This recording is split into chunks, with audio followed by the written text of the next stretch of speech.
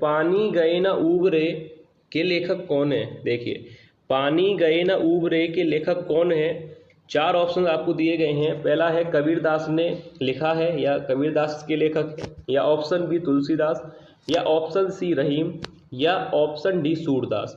तो देखिए आपने ये जो है पढ़ा होगा पानी गए ना उबरे, तो यानी किस इसके लेखक कौन है, यानी ऑप्शन सी राइट आंसर हो जाएगा रहीम। याद रखिएगा ऑप्शन सी इस प्रश्न का राइट आंसर है। पानी गए ना उबरे के लेखक कौन है, यानी ऑप्शन सी रहीम।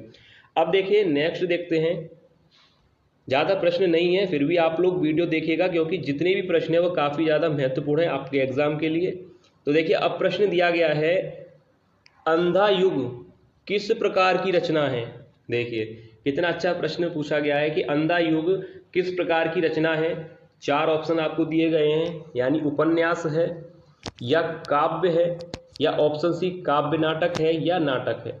तो देखिए 4 ऑप्शन आपको दिए गए हैं कि अंधा युग की जो है किस प्रकार की रचना है। तो 4 ऑप्शन है। मैं आपको बता दूं कि अगर ये प्रश्न आपसे पूछा जाए तो याद रखिएगा कि अंधा युग किस प्रकार की रचना है। तो मैं आपको बता दूं इस प्रश्न का राइट आंसर है ऑप्शन सी, यानी अंधा युग जो है काव्य नाटक है। यहाँ पर देखिए ऑप्शन देखिए काव्य भी दिया है और नाटक भी दिया है।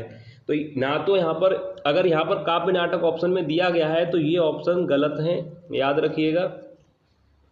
याद रखिएगा अगर ये प्रश्न आपसे पूछा जाए और ऑप्शन में काव्य नाटक दे रखा है तो काव्य नाटक ही आप वहाँ पर आपको टिक करना है। काव्य और नाटक अलग से भी यहाँ पर ऑप्शन दिए गए पर वह गलत है। यहाँ पर ऑप्शन सी सही हो जाएगा। अंधा युग किस प्रकार की रचना है, यानी वह काव्य नाटक है। याद रखिएगा ऐसे ही प्रश्न आपसे पूछे जाएंगे। हम वही प्रश्न लेते हैं वीडियो में जिनके चांसेस काफ़ी रहते हैं एग्जाम में आने के। तो देखिए क्वेश्चन आगे देखते हैं। देखिए प्रश्न दिया गया है कि निराला ने किस पत्र का संपादन किया। इस प्रश्न पे भी पहले आप स्टार बना लीजिए, एग्जाम के लिए काफ़ी अच्छा प्रश्न है। निराला ने किस पत्र का संपादन किया। ऑप्शंस देखिए दे रखे हैं। पहला ऑप्शन दिया है मतवाला, या ऑप्शन बी स्वतंत्र, या ऑप्शन सी मर्यादा, या ऑप्शन डी हंस।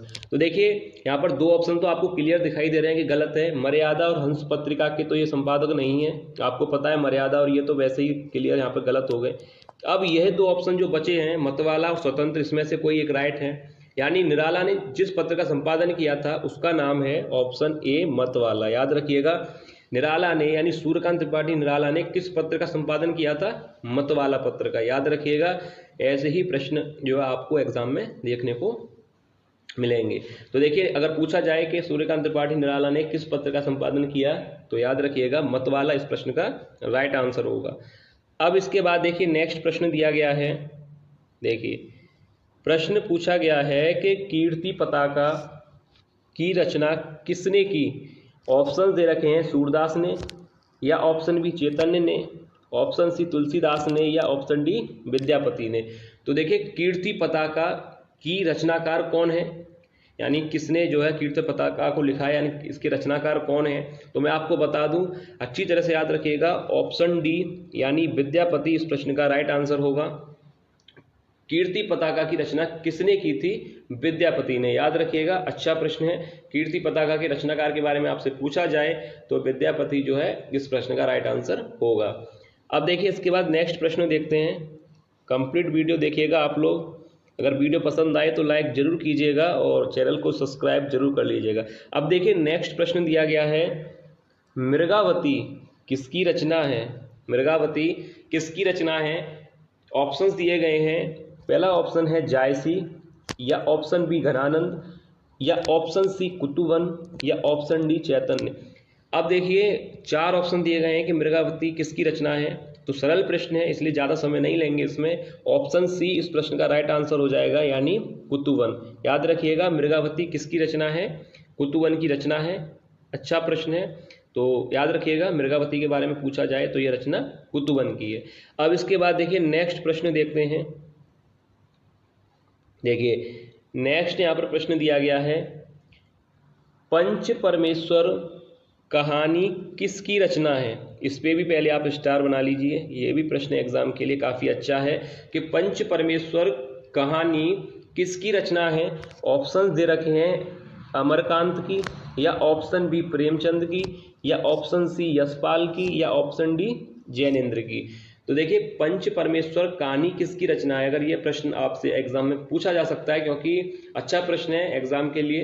पंच परमेश्वर कहानी के लेखक कौन है या किसकी रचना है, तो याद रखिएगा इस प्रश्न का जो राइट आंसर है यानी ऑप्शन बी प्रेमचंद। पंच परमेश्वर कहानी के लेखक रचनाकार कौन है, प्रेमचंद यानी मुंशी प्रेमचंद इस प्रश्न का राइट आंसर है, याद रखिएगा।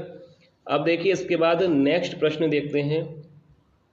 देखिए प्रश्न देखिए कितना अच्छा प्रश्न दिया गया है। देवसेना किस नाटक कृति की स्त्री पात्र है।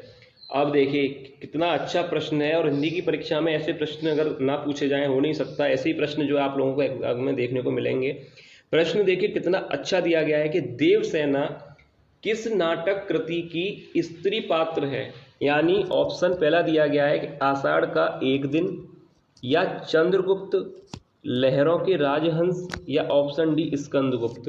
तो याद रखिएगा अगर ये प्रश्न आता है तो अच्छी तरह से याद रख लीजिएगा, ऑप्शन डी यहाँ पर जो दे रखा है यानी स्कंदगुप्त इस प्रश्न का राइट आंसर होगा।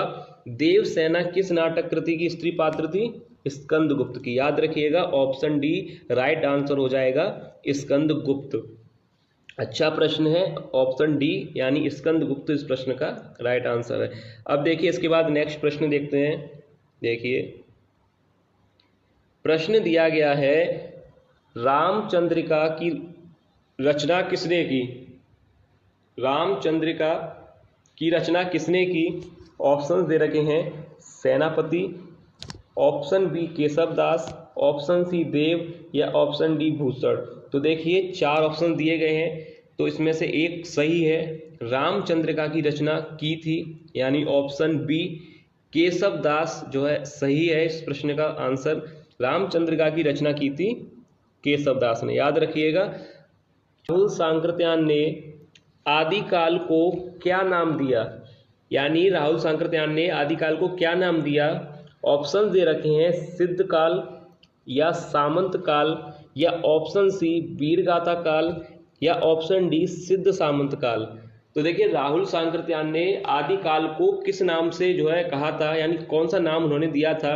तो देखिए आदिकाल को उन्होंने कहा था, ऑप्शन डी राइट हो जाएगा सिद्ध सामंत काल, याद रखिएगा राहुल सांकृत्यायन ने आदिकाल को सिद्ध सामंत काल कहा था। यह प्रश्न एग्जाम के लिए काफी ज्यादा महत्वपूर्ण है, और इसी तरह के प्रश्न आप लोगों से एग्जाम में पूछे जाएंगे। तो आप पहले तो इस प्रश्न पे आप स्टार बना लीजिए, ताकि जब भी आप वीडियो देखेंगे आपको याद रहेगा।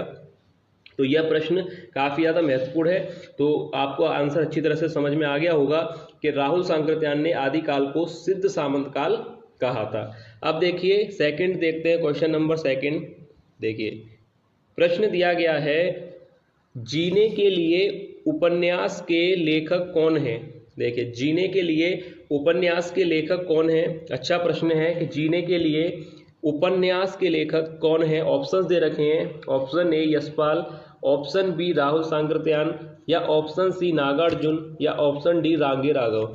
तो देखिए इस प्रश्न का जो राइट आंसर होगा वो मैं आप लोगों को बता दूं कि जीने के लिए जो उपन्यास है वह किसने लिखा है। तो ऑप्शन बी इस प्रश्न का राइट आंसर हो जाएगा राहुल सांकृत्यायन। काफी अच्छे प्रश्न है वीडियो में, इसलिए आप लोग वीडियो कंप्लीट देखिएगा। जीने के लिए उपन्यास अगर आपसे पूछा जाए तो राहुल सांकृत्यायन राइट आंसर होगा। अब इसके बाद देखिए नेक्स्ट प्रश्न देखते हैं। देखिए प्रश्न दिया गया है कि व्याकरण दर्पण किसकी रचना है, व्याकरण दर्पण किसकी रचना है। ऑप्शन देखिए दे रखे हैं, पहला ऑप्शन दिया है श्याम सुंदर दास, option B Ramchandra Shukla, option C Kishoridas Vajpayee, या ऑप्शन डी शिव पूजन साय। तो देखिए हर वीडियो में एक प्रश्न जो है आप लोगों के लिए दिया जाता है, यानी आप लोगों को उस प्रश्न का जो है राइट आंसर बताना होता है। तो आज की वीडियो में यही प्रश्न है जो आप लोगों को कमेंट करके बताना है, यानी इस प्रश्न का राइट आंसर क्या होगा वो आप लोग कमेंट करके बताइएगा कि व्याकरण दर्पण किसकी रचना है। चार ऑप्शन दे रखे हैं, तो इसका आंसर आप लोग कमेंट करके जरूर बताइएगा। अब देखिए नेक्स्ट देखते हैं।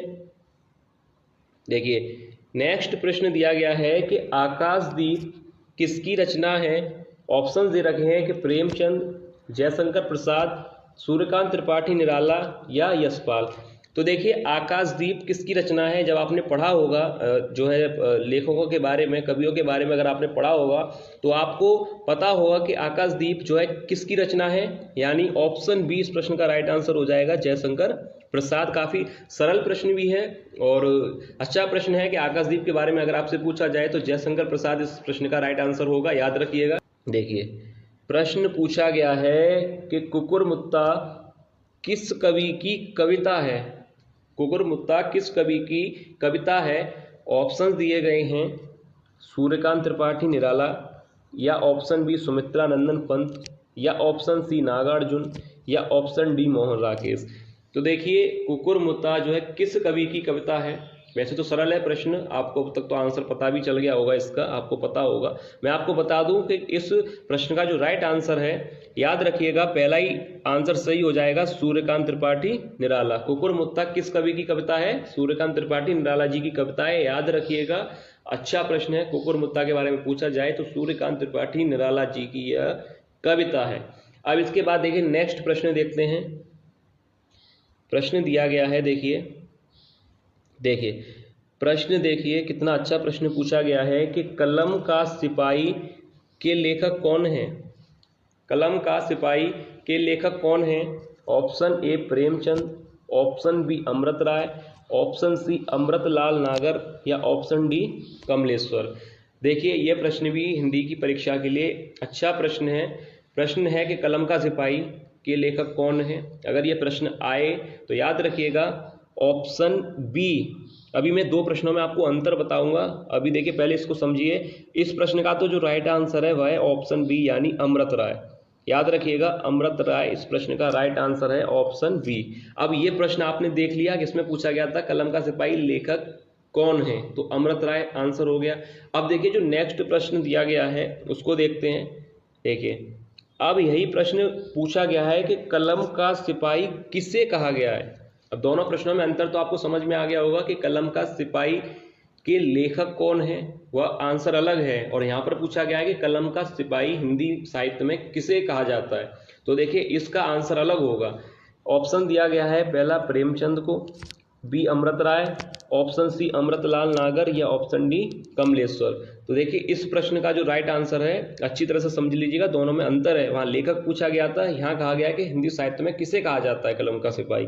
तो पहला ऑप्शन ही सही हो जाएगा, मुंशी प्रेमचंद को कलम का सिपाही कहा जाता है, यानी ऑप्शन ए।